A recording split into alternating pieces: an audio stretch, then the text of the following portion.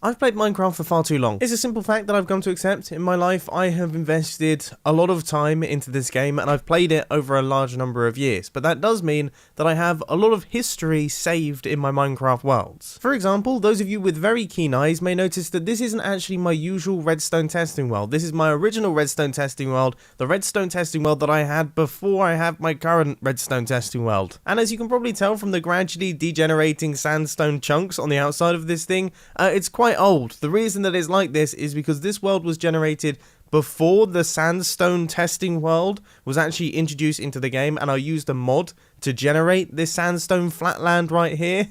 So it means that actually this is a grass world with just a massive block of sandstone on top of it. And this build right here was the first redstone build that I constructed in this world, and I believe it still works, or at least one half of it still works.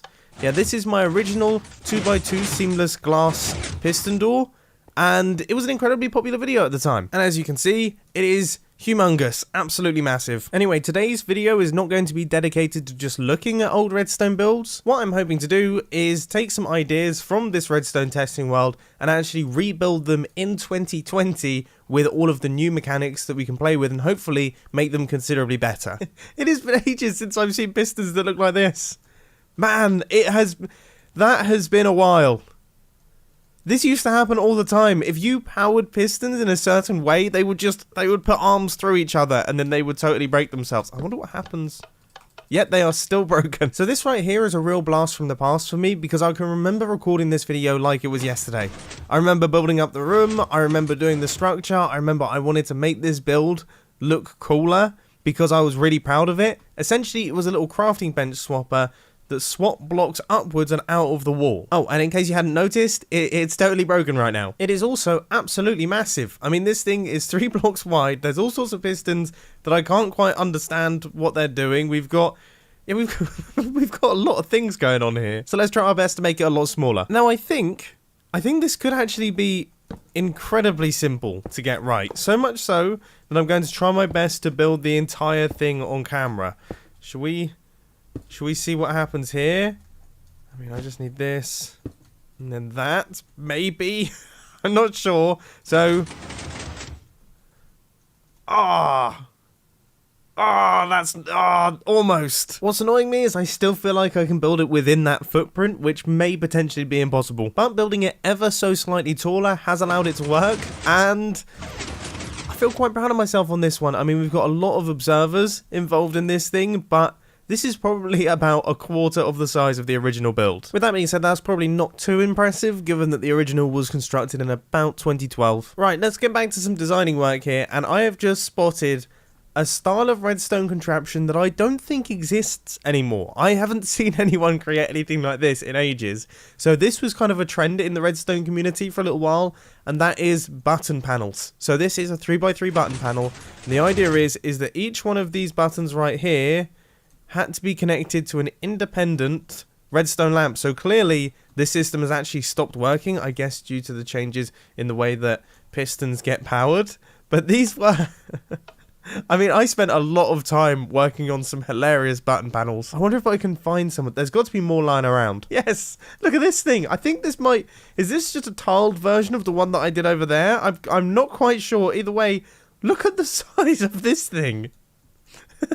Right, so the thing that was always challenging about these is that you need to make sure that obviously none of the lines actually interact with one another, but also you need to make sure that it's tileable so they don't interact with each other in this direction or also the vertical direction. And now that I think about it, none of the modern technologies are actually going to help us too much here. I mean, having said that, I think observers will definitely come in handy because we can now make considerably smaller T flip-flops. So the top level is okay. The middle level is where things get tricky, but I guess I could just, if I was to just run a repeater out into something like this. Ooh, okay. I genuinely spent about 45 minutes on this, but it's not the most exciting redstone contraption, so I skipped all of it. This is what I've ended up with for my button panel. I got super geeky with the redstone. I tried my best to keep it ridiculously compact, and I ended up with something that is just mildly compact because I couldn't quite manage to get it as small as I wanted it to be. I really wanted it to just be one block shorter, but I whatever I did, I just couldn't manage to pull it off. Wow, even back in the old days, I definitely was not lighting up my builds. I mean, this is ridiculous. But I think this is also quite an interesting redstone contraption in that, is this a flush? I think this is a flush with the wall piston feed tape. Yeah, this is a flush with the wall piston feed tape combination lock, or is it just for decoration? It looks like it might just be for decoration. Alright, well, let's see if we can turn it into a combination lock, because that was definitely my favorite thing to build back then. I mean, if you just look at all the big builds around here, that's a combination lock, that's a combination lock, that's a combination lock. This right here, I think, is my first ever color combination lock. That's a combination lock. I mean, the list goes on. And what's really weird is I can remember building every single one of them like it was yesterday. I can't remember all the details, but the actual structure itself just triggers vivid memories. Okay, so let's think this through. Right, so I've got a system where I need to first off retract this block, because this is going to be a flush with the wall piston door. So that's step number one. That seems simple. Then the whole piston feed tape needs to fire, and then this piston needs to re-extend. So now I just need to connect up all of the pistons. And when I said piston door, I meant combination lock. It's been a long day. And this is all easier said than done, I have to say. So I've hooked up the top section. The issue is that I've added an extra thing that I want it to be, which is tileable. I want to be able to put these things directly next to one another to keep them super compact.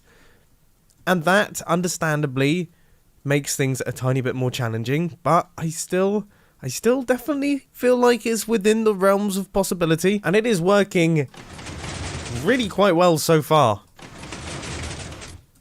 So this is basically the redstone circuit, and it is tightly compact. All we have to do now is we need to place all the glass on this side, because this side here is the one that is actually going to be controlling the combination lock. So this is what is saving the position, as it were. This is what's saving the actual combination itself. And that is it. There are not many air blocks in this thing, especially when we start putting them next to one another. I mean, just look at this. This is a proper redstone contraption, isn't it? I love it when redstone contraptions look like this. Like, they're just so tight-knit. Just like they've been squashed in. You can't see through them. It's fantastic. Let's hope that it actually works. It does. I suddenly realised I hadn't actually tested it yet. But this is a pretty sweet redstone build. Flush with the wall. Colour combination lock. That looks rather lovely. Clearly there are actually some quite cool ideas in my old redstone testing worlds. Right, let's keep looking through. This looks mildly interesting. I definitely recognise this little circuit. I wonder if this still works in Minecraft 1.14 and 15. Yes. Yes, it does. I mean, we have to be able to go much smaller than this, surely. And you know what's cool? I actually think this could be incredibly simple. I know I've already said that once in this video, and it turns out it really wasn't. But if I hit the button here...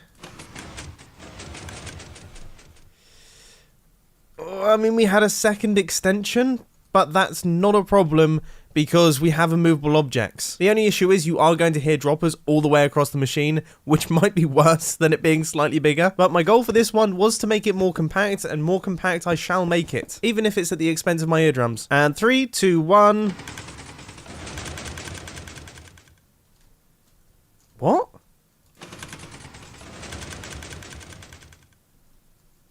Why is it that all of a sudden none of the pistons are firing? They were definitely firing a second ago. Or am I going completely bonkers? I swear they were firing.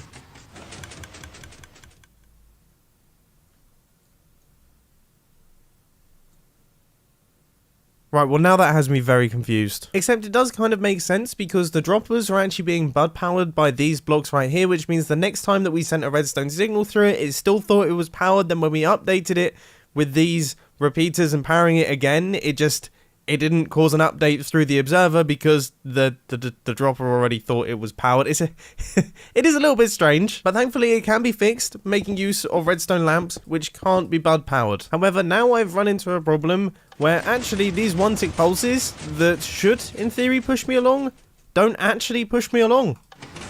And I've tried my best, I've slowed it down, and still it doesn't work. So that means that I haven't actually been able to improve the old design. If I was to build it in these days, I'd probably build it in the same way that I did the one in the original Redstone testing world. That is incredibly embarrassing, because that design is 8 years old, and I'm trying to beat it, and I haven't been able to beat it. Okay, well, how about this? All right, there is a very big build in this world, this one right here, which I definitely think I can do some improving on. This is a 3x3 seamless glass piston door, and it is pretty massive, very old school. You can see all of the fence gates in there, tons upon tons of pistons, and I definitely think that we can make some improvements, probably making use of some of the new slime block and honey block mechanics. Okay, so here's my plan. Down at the bottom, we're going to have a triple piston extender that will push all of the glass blocks upwards, and then we'll have a triple piston extender up at the top, which is a little bit smarter, that is going to push all of the glass downwards. Now, obviously, those pistons, they are actually, I mean, the sticky pistons, they're going to be about there. So I'm going to have to do some interesting powering here, but it shouldn't actually be that difficult, he says, with a lot of hope in his voice. It's been a while since I've done any complicated redstone. And thanks to block creation on YouTube, I actually haven't had to do too much, because, well, he has designed a fairly incredible triple piston extender circuit that I am very, very impressed by. I copied it block for block. So there is none of my redstone circuitry in this top section here. But look how smart this is.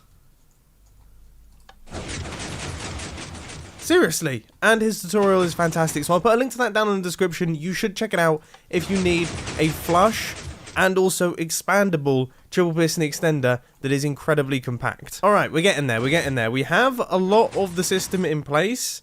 So there is the opening system, and then here we have the closing system. One thing that we do have to do is we need to now make this thing seamless. So first off, I need to create a block swapper, which is going to hide away all of this redstone here. That shouldn't hopefully be too difficult. And then also, I need to make a system which is going to push a block up here so that we hide away all of that gap, so everything is fully seamless. Which, by the way, for anyone confused, seamless means completely no visible redstone. And I think I've just about managed to pull it off after a few headaches and a few confusions. And I have to say, although it isn't the smallest redstone build I've ever constructed, it is considerably smaller than the original seamless glass piston door that was created in my redstone testing world, that I have to say was pretty massive. So if we take a look here, here is the closing. We have got a lovely slab of glass there, no visible pistons or anything like that. And then when we flick the lever once again, everything opens up. Now, I have to say, it's not the fastest thing in the world, but it all works pretty nicely, doesn't it? So there we go. I would say that just about wraps things up for today. That is all of the things that I want to recreate from my previous redstone testing world. However, if you have enjoyed this little video, then please let me know down in the comment section, and I might consider doing more of them. Anyway, I hope you enjoyed, and I'll catch you in the next one. See ya. This video has hit me like a wave of nostalgia. As I say, I can remember building a lot of these things like it was yesterday. I mean, how old would I have been? So, 2012, that's 8 years ago now. I would have been 16? 16 years old. I still would have been at school. I would have been building these in my spare time. That's a completely different world.